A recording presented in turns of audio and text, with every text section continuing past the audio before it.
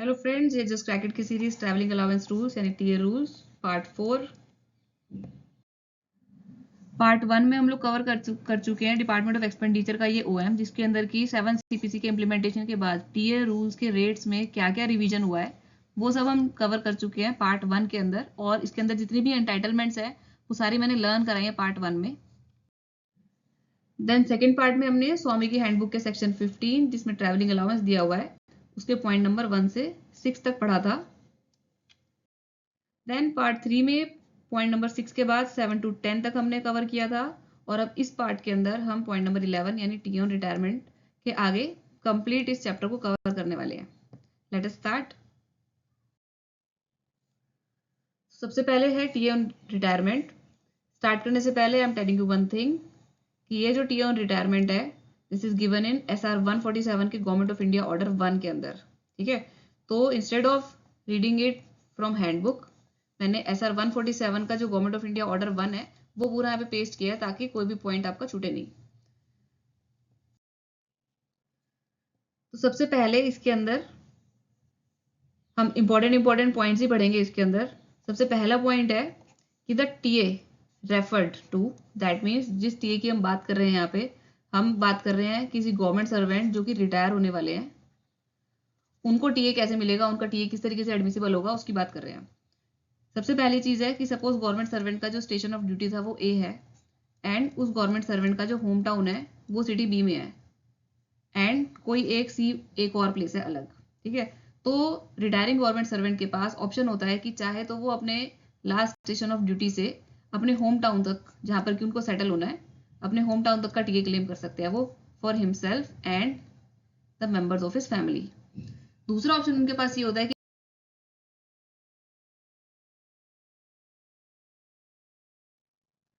कि अगर वो होम टाउन में सेटल होना नहीं चाह रहे हैं और किसी तीसरे प्लेस जो कि उनका होम टाउन नहीं है बट वहां पर वो सेटल होना चाह रहे हैं, तो in that case government servant के पास ये भी ऑप्शन होता है कि वो इस प्लेस के लिए टीए क्लेम कर सकते हैं for him and his member of families. ठीक है, यहाँ से देख सकते हो from the last station of his duty to his home town और to the place where he and his family is to settle down permanently even if it is other than his declared home town. ठीक है, declared home town से other than किसी place पर वो settle होना चाह रहे हैं तो उसके लिए भी he can claim TA. But ये ऑप्शन कब है? सिर्फ रिटायरमेंट के टाइम पर। और जो उनके पर्सनल इफेक्ट्स का ट्रांसपोर्टेशन है वो भी उसी प्लेस तक के लिए मिलेगा जो भी प्लेस वो डिक्लेयर करेंगे कि जहां पर वो जाके सेटल होना चाह रहे हैं। नेक्स्ट है for journey by different modes entitlement as for transfer. That means अगर government servant A to B या फिर सी जिस भी प्लेस पे वो जाएंगे आफ्टर रिटायरमेंट तो उसका जो इंटाइटलमेंट होगा वो उसी तरह से गवर्न होगा जैसे ट्रांसफर के रूल्स में इंटाइटलमेंट होता है। ठीक है, जैसे ट्रांसफर में जो जो इंटाइटलमेंट मिलता है जिस लेवल के ऑफिसर को उसी लेवल के इंटाइटलमेंट से टीए ऑन रिटायरमेंट भी मिलेगा। नेक्स्ट है अब एक्सप्लेनेशन के अंदर क्या क्या चीजें हैं। इसके अंदर देखो जब हम टीए ऑन ट्रांसफर पढ़ रहे थे, टीए ऑन ट्रांसफर, तो उसके अंदर भी हमने एक चीज ये पढ़ी थी कि जब गवर्नमेंट सर्वेंट का transfer A to B C D के अंदर हो रहा है तो अब गवर्नमेंट सर्वेंट के मूव करने के बाद फैमिली को क्या टाइमलाइन मिलती है उसके मूव करने के लिए, वो थी विद इन 6 months या फिर precedes him by not more than 1 month, यानी जिस दिन गवर्नमेंट सर्वेंट गया है उससे 6 महीने बाद तक और जिस दिन वो गया है उससे 1 महीने पहले तक अगर फैमिली मेंबर उस बी सिटी में गए हैं तो जो गवर्नमेंट सर्वेंट है वो क्लेम कर पाएगा उसका ट्रैवलिंग अलाउंस। ठीक है, तो ये जो सेम कंडीशन है वो टीए ऑन रिटायरमेंट पर भी वही कंडीशन वर्क कर रही है। देन हमने वहां पर भी ये चीज पढ़ी थी कि ये जो टाइमलाइन है 1 month पहले की और 6 महीने बाद की तो वो भी रिलैक्सेबल है कि नहीं है, तो yes it is relaxable in this case too कि जो कॉम्पिटेंट अथॉरिटी है they can extend this time limit. जब हमने टी ऑन ट्रांसफर के लिए पढ़ा था तो वहां पर था एचओडी के पास ये पावर होती है कि that he can extend this time limit of 1 month and 6 months, but on the cases या फिर in individual cases and the cases with merit, अगर स्पेशल सर्कमस्टांस है किसी केस के तो कॉम्पिटेंट अथॉरिटी को अगर लगता है तो ही कैन रिलैक्स। अब नेक्स्ट पॉइंट के अंदर क्या है देखो, गवर्नमेंट सर्वेंट को बिसाइड्स द फेयर्स, ये जो पीछे हमने फेयर्स पढ़े हैं उन्हीं फेयर्स की बात कर रहे हैं कि गवर्नमेंट सर्वेंट और उसकी फैमिली को पॉइंट ए से पॉइंट बी पर जाने के लिए जो ट्रैवलिंग अलाउंस मिल रहा था एज पर देयर एंटाइटलमेंट, उसके अलावा the government servant will also be eligible to get CTG composite transfer grant, जो कि सेम है as on TA on transfer, जो हमने पिछली वीडियो के अंदर किया है। ठीक है, तो TA ऑन ट्रांसफर के अंदर भी जो CTG था वो था 80% ऑफ 1 मंथ बेसिक पे, तो this is similar to that. And वहां पर भी यही कंडीशन थी कि 80% of 1 month basic pay as a CTG कब मिलेगा, जब डिस्टेंस ट्रांसफर का A से लेके B स्टेशन पर मोर देन 20 किलोमीटर है। तो सिमिलरली अगर गवर्नमेंट सर्वेंट रिटायर कर रहा है सिटी A से and then he wants to get settle down in city B, तो अगर इन दोनों के बीच में 20 किलोमीटर से ज्यादा का डिस्टेंस है तो in that case he will be eligible to get CTG। अब नेक्स्ट है ट्रांसपोर्टेशन ऑफ पर्सनल इफेक्ट। ये भी सेम वे में होगा जैसे कि TA ऑन ट्रांसफर में था। SR 116 के अंदर हमने पढ़ा था TA ऑन ट्रांसफर के अंदर की क्या क्या चीजें मिलती है, तो उसके अंदर ये चीज भी थी ट्रांसपोर्टेशन ऑफ पर्सनल इफेक्ट, और सेम इंटाइटलमेंट के हिसाब से रिटायरिंग गवर्नमेंट सर्वेंट को भी ट्रांसपोर्टेशन ऑफ पर्सनल इफेक्ट का क्लेम मिलेगा। इसके अंदर अब एक चीज और है, खैर ये चीज तो वहां पर भी थी कि city A to city B में अगर वो अपने पर्सनल इफेक्ट को ट्रांसपोर्ट कर रहा है तो in that case railway station और रेजिडेंस के बीच में जो ट्रांसपोर्ट कराना है उसको अपने पर्सनल इफेक्ट को, वो भी इंटाइटल्ड है उसके लिए, यानी कि वो भी जो कॉस्ट आएगी उसको वो क्लेम कर सकता है, बट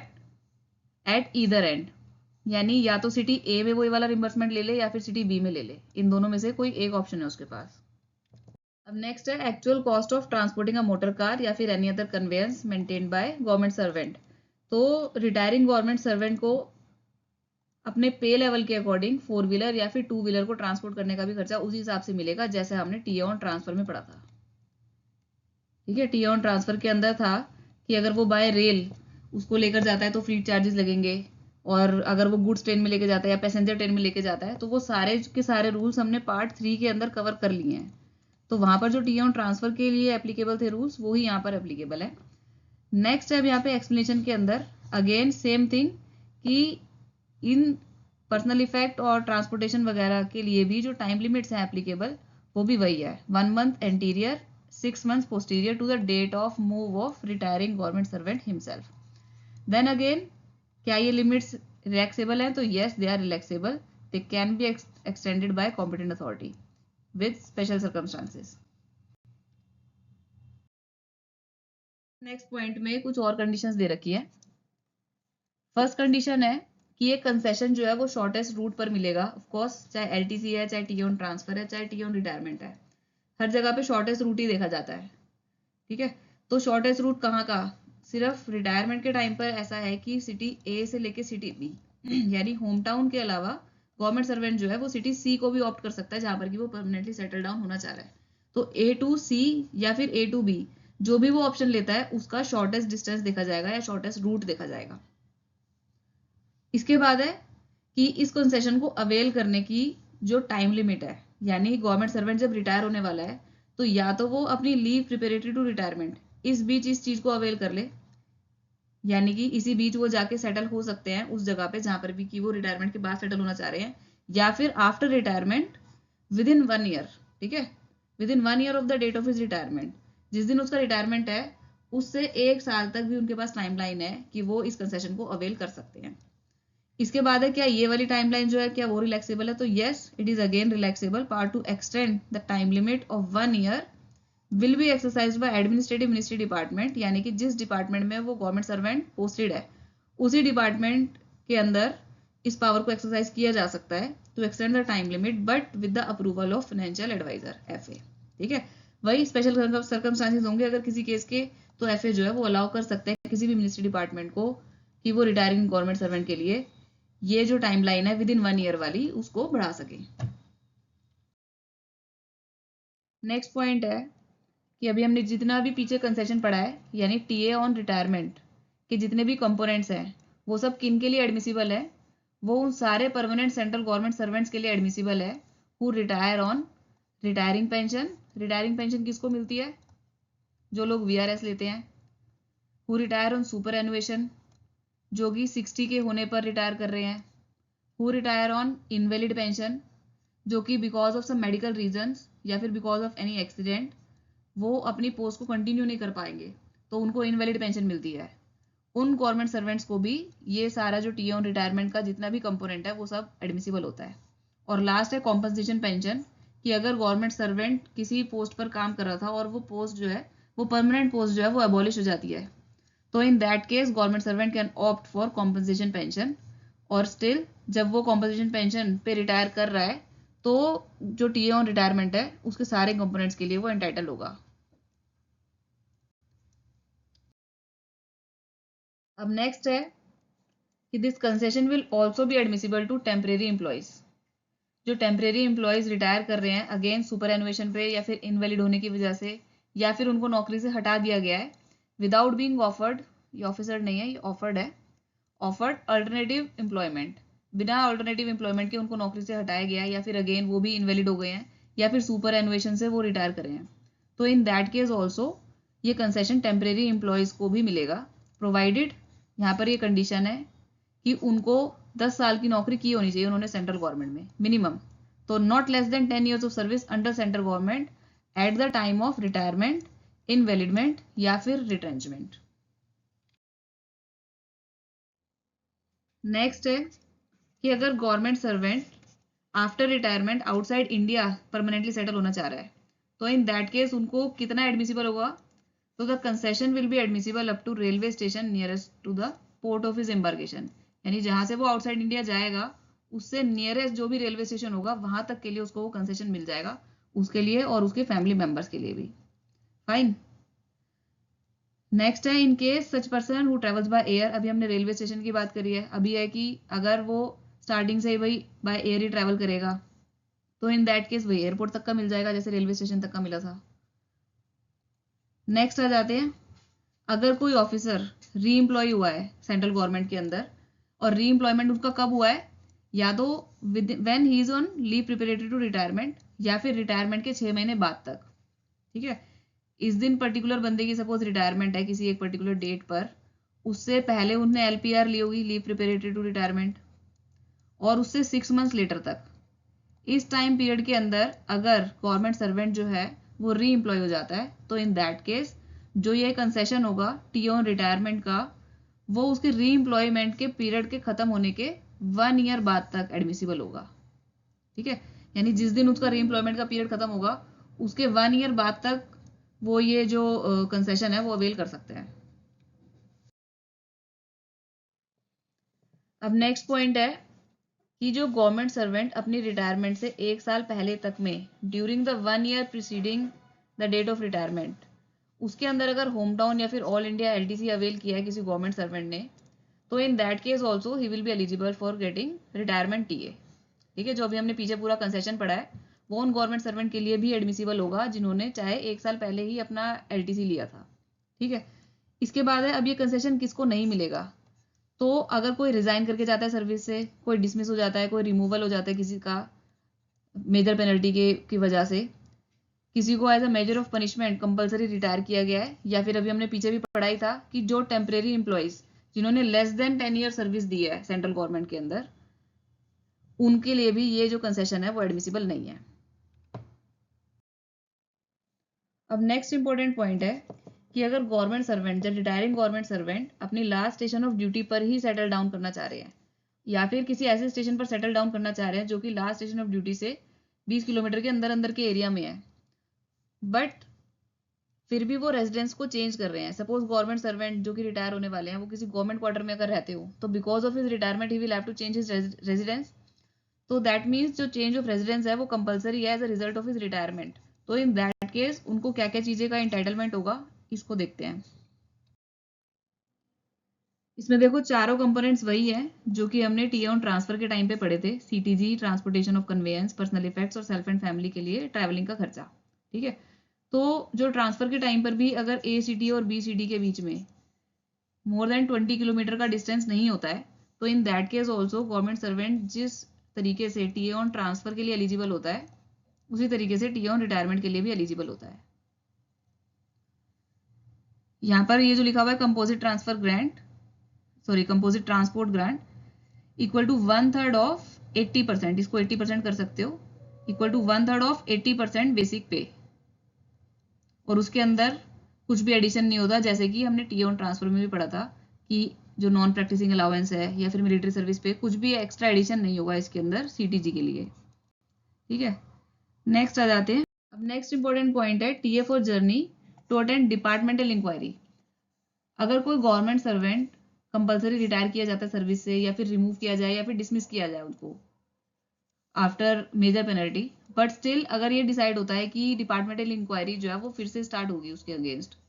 या फिर उसके केस में, तो in that case it has been decided कि गवर्नमेंट सर्वेंट को उस इंक्वायरी को अटेंड करने आने के लिए, सपोज सिटी बी के अंदर ये इंक्वायरी हो रही है एंड गवर्नमेंट सर्वेंट खुद किसी सिटी ए में है जहां पर कि उसको समझ मिला है कि आप इंक्वायरी अटेंड करने आओ, तो इंक्वायरी पे आने और जाने का जो ट्रैवलिंग अलाउंस है वो इस गवर्नमेंट सर्वेंट को मिलेगा, but he would be entitled अपने होम टाउन से उस इंक्वायरिंग वाली सिटी तक आने और जाने के लिए। ठीक है, but not exceeding to that which he would be entitled that had he perform the journey from his home town to the place of inquiry and back. चाहे वो कहीं पर भी हो, वहां से आ जा रहा है, लेकिन होम टाउन से आने जाने तक का जो खर्चा बनता होगा उसको सिर्फ वही मिलेगा। एंड देन नेक्स्ट पॉइंट, ये जो टीए है it will be regulated in accordance with the pay of the post held by the government servant immediately before his removal. Removal, dismissal या कंपलसरी रिटायरमेंट से पहले गवर्नमेंट सर्वेंट जिस पे level पर होगा या फिर जिस पोस्ट को होल्ड उन्होंने किया हुआ होगा उसके अकॉर्डिंग ये टीए जो है वो रेगुलेट होगा।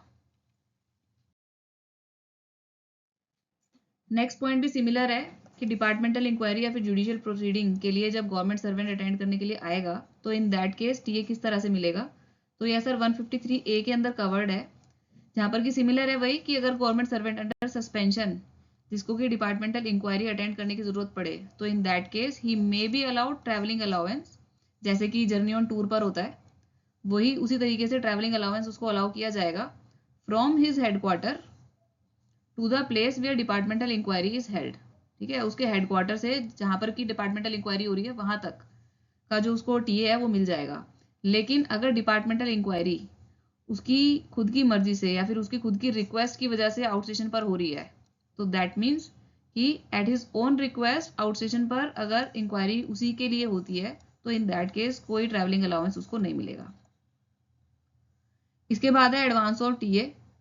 तो no advance of TA in case of journey perform after the retirement, यानी रिटायरमेंट के बाद परफॉर्म की हुई जर्नी। देखो रिटायरमेंट के बाद गवर्नमेंट सर्वेंट के पास 1 साल तक होता है जर्नी को परफॉर्म करने का कि वो जिस भी सिटी में सेटल डाउन होना चाह रहा है वो अपने रिटायरमेंट के 1 साल के बाद तक वो जा सकता है वहां पे। बट अगर आफ्टर रिटायरमेंट उन्होंने जर्नी की है तो उसको एडवांस नहीं मिलेगा। अगर वो leave preparatory to retirement LPR के टाइम पे अगर जर्नी परफॉर्म करता है तो in that case TA may be sanction but not in case of journey performed after the date of retirement। तो ये SR 147 यहाँ पे खत्म हो गया। अब नेक्स्ट टॉपिक पे चलते हैं। नेक्स्ट टॉपिक है हैंडबुक का TA to the family of a deceased employee, यानी किसी एम्प्लॉय की डेथ हो जाती है तो इन दैट केस टीए किसको मिलेगा, फैमिली को मिलेगा। तो वो किस तरह से गवर्न होता है, SR 148 में ये चीज गवर्न होती है कि कॉम्पिटेंट अथॉरिटी में grant to the family of a government servant who dies while in service, तो उसको टीए, उसकी जो फैमिली है उनको टीए किस हिसाब से मिलेगा वो यहां पर है। देखो इसके अंदर से मेन पॉइंट पढ़ेंगे कि it has been decided that in such cases, कौन से cases, where government servant die while in service, जो कंसेशन है वो किसको मिलेगा, वो मिलेगा उन फैमिली मेंबर्स को जिनकी की डेफिनेशन SR 28 के अंदर बताई गई है। और मैंने ये पूरी की पूरी डेफिनेशन पिछली वीडियो के अंदर कवर की है कि कौन कौन से मेंबर्स जो है वो फैमिली मेंबर की तरह कवर होंगे। अब नेक्स्ट है इसके अंदर एक कंडीशन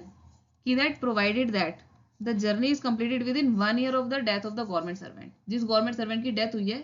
उसके 1 साल के अंदर अंदर अगर वो फैमिली मेंबर्स जो है वो जर्नी कंप्लीट कर लेते हैं तो in that case they will be admissible to the TA, they will be entitled to TA of course. अब देखो इसके अंदर इस वाले टीए के क्या क्या कंपोनेंट्स हैं। सबसे पहली चीज shortest route, of course shortest route ही लेते हैं हम हर जगह पे। अब शॉर्टेस्ट रूट इस केस में कहां से कहां तक का होगा, from the last headquarter to his normal place of residence which shall be the permanent home as entered in the service book of the government servant. यानी सपोज गवर्नमेंट सर्वेंट का हेडक्वार्टर जो है जहां पर की उसकी डेथ हुई है या फिर डेथ कहीं पर भी हुई हो, उसका लास्ट सर्विंग हेडक्वार्टर जो भी होगा उस हेडक्वार्टर से लेके उसके होम टाउन तक का, या फिर उस गवर्नमेंट सर्वेंट की फैमिली जो है वो किसी और प्लेस ऑफ रेजिडेंस पर जाना चाहती है, ठीक है, a place other than the normal place of residence या फिर other than the home town. Same है बिल्कुल कि जो रिटायरमेंट पर ऑप्शन मिलता है गवर्नमेंट सर्वेंट को कि चाहे वो होम टाउन पे सेटल हो जाए या फिर वो किसी एक अदर प्लेस पर सेटल हो जाए, तो सेम ऑप्शन जो है वो गवर्नमेंट सर्वेंट की फैमिली को मिलेगा। अब आ जाते हैं ट्रैवल एक्सपेंसेस का अमाउंट। ये तो हो गया कि कहाँ से कहाँ तक मिलेगा, अब है कि कितना मिलेगा, ठीक है, अमाउंट क्या है उसका। तो वही सेम सारे कंपोनेंट्स वही हैं जो टीए ऑन ट्रांसफर या फिर हमने अभी पीछे टीए ऑन रिटायरमेंट पे जो पढ़ा है। फॉर जर्नी यानी गवर्नमेंट सर्वेंट की फैमिली की जर्नी जो भी होगी bye different modes of travel, air से है या फिर रेलवे स्टेशन से है, तो वो किस एंटाइटलमेंट से मिलेगी, जिस गवर्नमेंट सर्वेंट की डेथ हुई है उसके एंटाइटलमेंट से मिलेगी। Then cost of transportation of personal effect, जैसे कि टी ऑन ट्रांसफर में मिलता है, वो जिस तरीके से एप्लीकेबल होता है टी ऑन ट्रांसफर पे सेम तरीके से यहाँ पर भी एप्लीकेबल होगा। अगेन सीटीजी अगर एडमिसिबल होगा या नहीं होगा। अगेन सीटीजी जो है वो किस तरह से एडमिसिबल होता है, पहली बात तो 80% अगर आइलैंड टेरिटरी नहीं है तो, ठीक है, 80% ऑफ बेसिक पे। दूसरी बात one third of 80% of basic पे। किस केस में, अगर डिस्टेंस ए से बी में जहां पर कि उनको जाना है, ठीक है, हेडक्वार्टर से स्टेशन तक, स्टेशन ऑफ रेजिडेंस या फिर स्टेशन ऑफ परमानेंट सेटलमेंट, इस स्टेशन तक का जो डिस्टेंस है वो 20 किलोमीटर से कम है, but there is a change of residence, ठीक है, there is an actual change of residence, तो इन दैट केस सीटीजी जो है वो 1/3 हो गया, ठीक है, तो वो भी सेम ही है बिल्कुल। नेक्स्ट हो गया माइलेज अलाउंस और allowance for carriage of personal effect between railway station and place of residence at either end, ठीक है, एट ईदर एंड को जरूर ध्यान में रखना है, पीछे भी यही था कि हेडक्वार्टर से घर तक या फिर प्लेस ऑफ सेटलमेंट से घर तक, इन दोनों में से किसी एक का वो अलाउंस ले सकते हैं पर्सनल इफेक्ट का। और इसके बाद है reimbursement of actual cost of transportation of conveyance, ठीक, तो कन्वेयंस यानी कि जो गवर्नमेंट सर्वेंट है जिसकी की डेथ हुई है उसके पे लेवल के हिसाब से, अगर वो 4 व्हीलर या फिर 2 व्हीलर जिसके लिए भी वो एंटाइटल्ड है, तो उसकी ट्रांसपोर्टेशन की कॉस्ट भी उसी हिसाब से मिलेगी, ठीक है। देन नेक्स्ट आ जाते हैं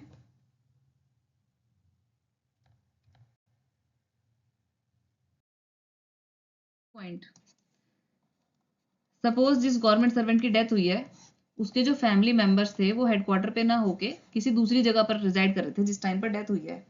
तो इन दैट केस ये जो फैमिली मेंबर्स हैं वो जिस जगह पर भी वो रह रहे हो, ठीक है, सपोज वो बी जगह पर थे और गवर्नमेंट सर्वेंट जो है उसका हेडक्वार्टर था ए जगह पे जहां पर कि उसकी डेथ हुई है, ठीक है, तो eight the time of death अगर गवर्नमेंट सर्वेंट की फैमिली मेंबर्स किसी बी सिटी में थे, तो ये जो फैमिली मेंबर्स हैं वो बी सिटी में सेटल ना नहीं होना चाह रहे हैं और सपोज वो सी सिटी में सेटल होना चाह रहे हैं, तो इन दैट केस इनको बी टू सी के लिए वही सारे कंपोनेंट्स जो हैं ट्रैवल का, personal effects, cost of transportation of conveyance, cost of transportation of personal effects and CTG,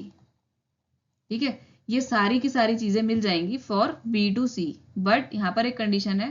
provided that ये जो बी टू सी का जो खर्चा होगा वो ए टू सी से ज्यादा नहीं होना चाहिए, यानी उस क्लेम को हम रेस्ट्रिक्ट करेंगे ए टू सी के लिए। इसको यहां पर देखते हैं,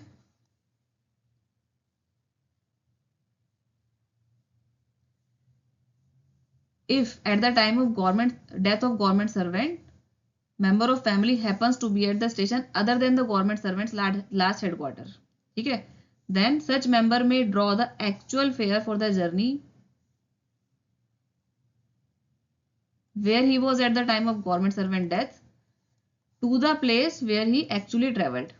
provided that, ये रही वो condition, provided that total expenses shall not exceed total mileage allowance, cost of transportation, etc. that would have been admissible had such member travelled from headquarter to the normal place of residence या फिर selected place of residence, ठीक है।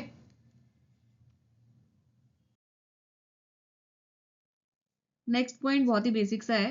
कि जब भी कोई government servant की death के बाद जो रिम्बर्समेंट अलाउ की जा रही है, तो इन दैट केस जो कंट्रोलिंग ऑफिसर्स है या फिर जो काउंटर साइनिंग अथॉरिटीज है, दे मस्ट सेटिस्फाई देमसेल्फ, ठीक है, they should satisfy themselves as far as possible कि जो भी डिसीज गवर्नमेंट सर्वेंट की फैमिली मेंबर्स ने ट्रैवलिंग एक्सपेंसेस को क्लेम किया है उन क्लेम पर सुटेबल चेक किया जाए, इस चीज को चेक किया जाए कि whether the family has actually transported the personal effects और नॉट, जो भी है, तो इस तरीके के जितने भी गाइडलाइंस हैं उनको ध्यान में रखते हुए ये चीज़ चेक जरूर की जानी चाहिए कि उन्होंने एक्चुअली में ये सारी चीज़ें मतलब ट्रांसपोर्ट किया है या नहीं किया है। नेक्स्ट पॉइंट है, देखो ये तो बिल्कुल लर्निंग बेस्ड है कि ये ऑर्डर्स किन पर अप्लाई नहीं होते हैं। तो रेलवे डिपार्टमेंट के एम्प्लॉयज़ पर नहीं होंगे, डिफेंस सर्विस एस्टिमेट से जिनको पे किया जाता है उनके ऊपर अप्लाई नहीं होंगे,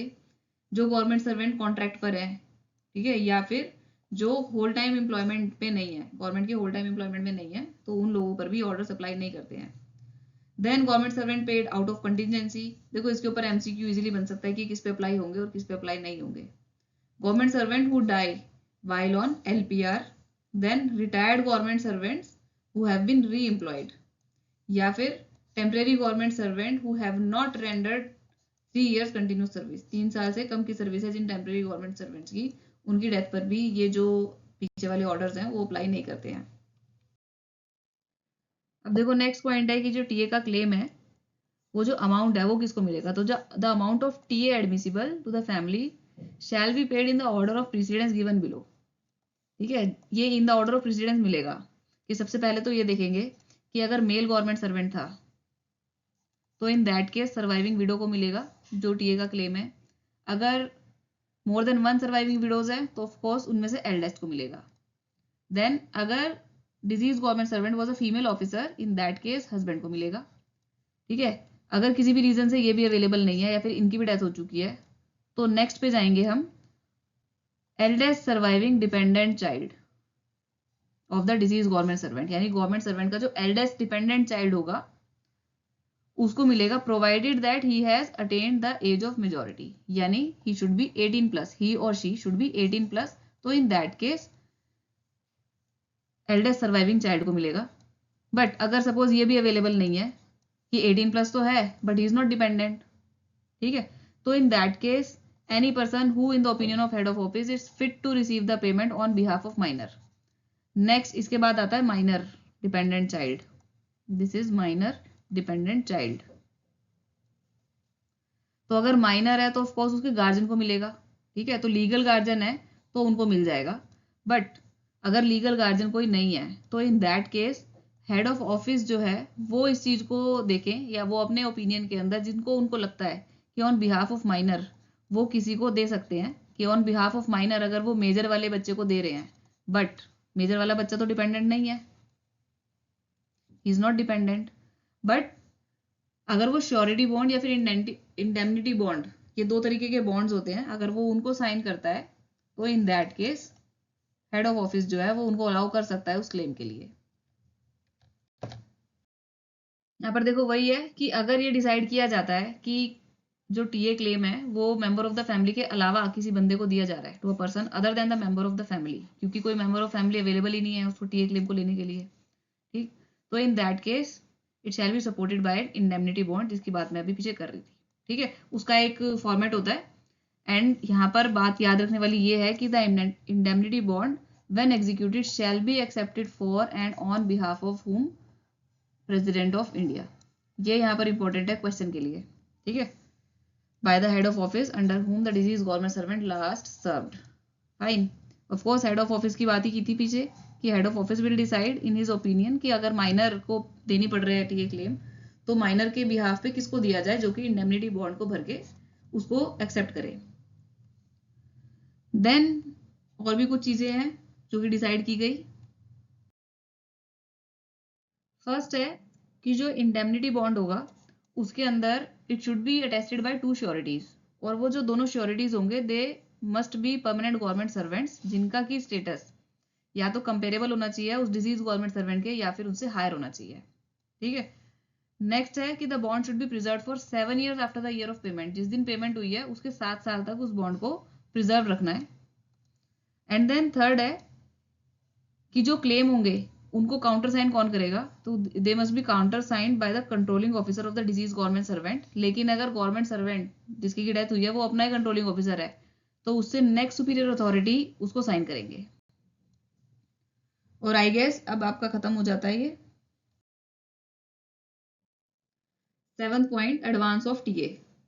यानी जो टीए क्लेम बाद में होता उसके अगेंस्ट में अगर एडवांस पहले ही लेना चाहे कोई फैमिली मेंबर, ठीक है, डिजीज गवर्नमेंट सर्वेंट के केस में, तो पहली चीज तो अमाउंट कितना मिलेगा,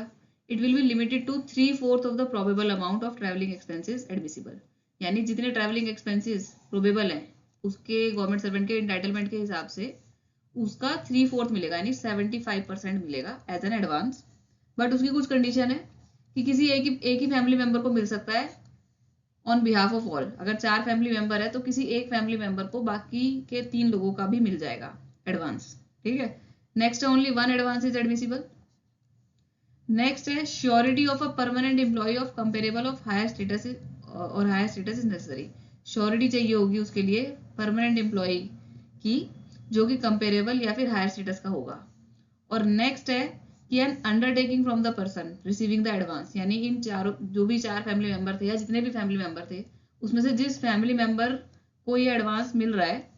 वो बंदा एक अंडरटेकिंग देगा to abide by the condition for recovery, ठीक है, कि अगर रिकवरी होती है तो उसकी कंडीशन को भी वो फुलफिल करे। लास्ट पॉइंट है इसका कि जो एडवांस है उसका सेटलमेंट विद इन 1 मंथ होना चाहिए अगर पूरी फैमिली ने एक ही बैच में ट्रैवल किया है तो। और अगर फैमिली ने मोर देन 1 बैच में ट्रैवल किया है तो लास्ट बैच ने जब भी ट्रैवल किया है उसके 1 मंथ के अंदर सेटल होना चाहिए। इन एनी केस जो जर्नी है वो 1 ईयर के अंदर अंदर ही कंप्लीट करनी है, ये तो हमने पढ़ाई है कि 1 year from the death of the government servant family members को जर्नी कंप्लीट कर लेनी है। तो 1 ईयर के अंदर जर्नी कंप्लीट करनी है और जब जर्नी कंप्लीट हो उस कंप्लीशन के बाद with in 1 month account settle करना है जो भी टीए एडवांस मिला था उसका, ठीक है। और अगर वो ऐसा नहीं कर पाते तो उस अमाउंट को रिफंड करना होगा एंड देन बाद में आप टीए क्लेम करोगे जैसे भी आप करते हैं। नेक्स्ट है advance of TA on tour, यानी उन गवर्नमेंट सर्वेंट्स के लिए एडवांस ऑफ टीए जो कि टूर पर जा रहे हैं। तो इन दैट केस कितना अमाउंट मिलता है इस एडवांस पर, 1 महीने के लिए जितना भी अमाउंट सफिशिएंट होगा, जितने भी ऑफिशियल के पर्सनल ट्रैवलिंग एक्सपेंसेस हो गए जिसमें डेली अलाउंस आ गया, रोड रेल या फिर एयर का फेयर आ गया एज पर एंटाइटलमेंट, तो 1 मंथ का जितना भी अमाउंट बनेगा वो एज अ एडवांस मिल जाएगा। लेकिन इन केस ऑफ प्रोलॉन्ग टूर, और अगर प्रोलॉन्ग टूर है किसी इंटीरियर प्लेसेस पर जो कि डिफिकल्ट टू एक्सेस है, तो इन दैट केस 6 वीक्स तक का मिल जाएगा, 1 मंथ की बजाय 6 वीक्स का, यानी 1.5 महीने का। देन एलिजिबिलिटी किसको मिलेगा, all cases where T is admissible as for journey on tour, यानी जो भी गवर्नमेंट सर्वेंट टूर पर जाने के लिए टीए के लिए एंटाइटल्ड होते हैं उन सबको एडवांस भी मिल सकता है। देन कंडीशन, ये जो एडवांस मिलेगा किसी गवर्नमेंट से भी adjusted with in 15 days of completion of the tour, लेकिन उसके लिए कंडीशन है कि अगर कोई गवर्नमेंट सर्वेंट टूर से आने के बाद इमीडिएटली लीव पर चला गया, if gone on leave immediately on completion of tour, ठीक है, तो टूर से आने के बाद अगर कोई गवर्नमेंट सर्वेंट इमीडिएटली लीव पर चला जाता है तो in that case government servant को जो एडवांस है with in 15 days of completion of the tour उसको एडजस्ट करवा लेना है, ठीक है। इसके बाद है ऑफ कोर्स सेकेंड एडवांस तब तक सैंक्शन नहीं होगा जब तक पहला वाला अकाउंट क्लियर नहीं होगा, ये तो बहुत ही लॉजिकल बात है। उसके बाद इसके अंदर थर्ड पॉइंट जो है वो बहुत इंपॉर्टेंट है,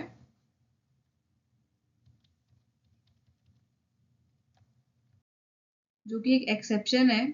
कि अगर किसी गवर्नमेंट सर्वेंट का फर्स्ट अकाउंट सेटल नहीं हुआ, यानी फर्स्ट एडवांस का जो अकाउंट है वो सेटल नहीं हुआ, still he is getting a second advance, तो ये सिर्फ उन केसेस के अंदर होगा जब सेकेंड जर्नी फर्स्ट जर्नी के इमीडिएटली बाद स्टार्ट हो जाती है, when second journey is required to be undertaken soon after the completion of first, leaving no time for the employee to prefer is TA bill, ठीक है। First advance को claim करने के लिए, टीए बिल को क्लेम करने के लिए टाइम ही नहीं दिया गया जब गवर्नमेंट सर्वेंट को, और इमीडिएटली उसको सेकेंड टूर पर जाना पड़ा, ठीक है। तो इन दैट केस सिर्फ एक्सेप्शन है, अदरवाइज उसको इमीडिएटली उसको सेटल करना है विद इन 15 डेज। नेक्स्ट है रिकवरी, जो भी एडवांस उसको मिला होगा अगर वो ज्यादा एडवांस सैंक्शन हो गया तो इन दैट केस रिकवरी होगी फिर, ठीक है, by adjustment from the TA bill submitted after the completion of journey. Of course after completion of journey TA bill submit करना होता है और जिसके अंदर से पता चलेगा कि एडवांस कितना ज्यादा है या फिर कितना कम पड़ा है, अगर ज्यादा पड़ा है तो रिकवरी होगी और कम पड़ा है तो बाकी का क्लेम हो जाएगा। तो फाइनली इस चैप्टर का लास्ट टॉपिक है advance of TA on transfer, यानी जिस गवर्नमेंट सर्वेंट का ट्रांसफर किया गया है वो भी एडवांस ऑफ टीए ले सकता है। हमने पढ़ा था कि ट्रांसफर के टाइम पे कंपोजिट ट्रांसफर ग्रांट सीटीजी या फिर